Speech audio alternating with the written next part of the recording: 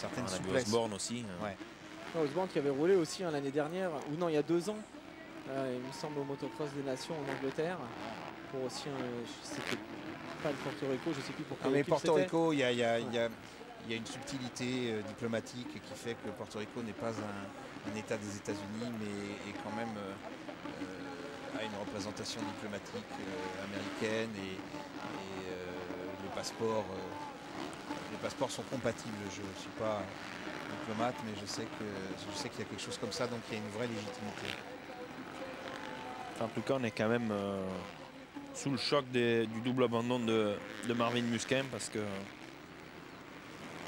on espérait une victoire française aux États-Unis et au moins un podium. Voilà, Là. on sera peut-être, enfin c'est même sûr, on sera même pas sur le podium ce soir. Non, non, c'est notre plus mauvais résultat depuis un bon moment. Depuis un très bon longtemps, moment, hein. c'est clair. Donc il n'y a pas de quoi se réjouir. Maintenant, quand l'électronique s'y met, avec voilà, on va pas brandir la malchance, mais il n'y a que 45 minutes entre les deux manches et quand on a un problème de cet ordre-là, voilà, s'ils n'avaient pas le temps matériel de changer tout le moteur, je pense. Donc c'est clair, mais même changer le moteur, après si c'est un problème Jem Armand qui était pourtant bien pour les Australiens. Il était en 8e position, Jem Armand. Il ne peut pas repartir, là il y a assistance extérieure, c'est n'importe quoi. Donc ça va permettre à l'Angleterre de gagner une place de mieux. Brad Anderson notamment, à Van Der Beek aussi. Eh oui. Bon, Xavier qui va faire 11e, qui est 11e du coup. Oui. Et il va être un peu loin par contre pour aller chercher Moni. Hein. Ça va pas être possible. Ouais, mais du coup ça change notamment pour la Belgique qui va regagner une place de mieux. Ouais, qui se rapproche des États-Unis. Ouais, 21 points pour les Belges, 20 pour les USA, 22 pour les Anglais et 14 toujours pour l'Allemagne.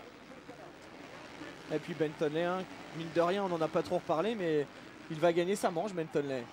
Bah, il joue sa carte perso. Hein. Il y a quelques garçons qui jouent leur carte perso comme ça aujourd'hui, des gros calibres. Il y a lui, il y a Keroli. Et il y a Metcalf. Xavier, alors un petit mot sur Tonley. Il joue sa carte perso. On sait que tu es très branché sur les transferts. L'année prochaine, Tonley, c'est plutôt USA, plutôt Europe.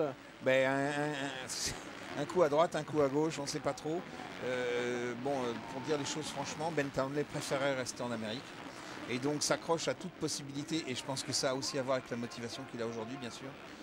Toute possibilité qui pourrait lui être faite de rester en Amérique avec un salaire à la hauteur de ce qu'il espère, qui est assez élevé d'après ce que je comprends, et qui fait que par exemple un Paolo Martin ne peut pas vraiment s'aligner, bien qu'ayant des motos d'usine, etc. Alors, Yves, c'est peut-être quelque chose que je ne sais pas, mais non, pas du je tout. pense qu'il essaye surtout, il aimerait rester chez Troy Lee, voire ailleurs en Amérique, mais avec du budget.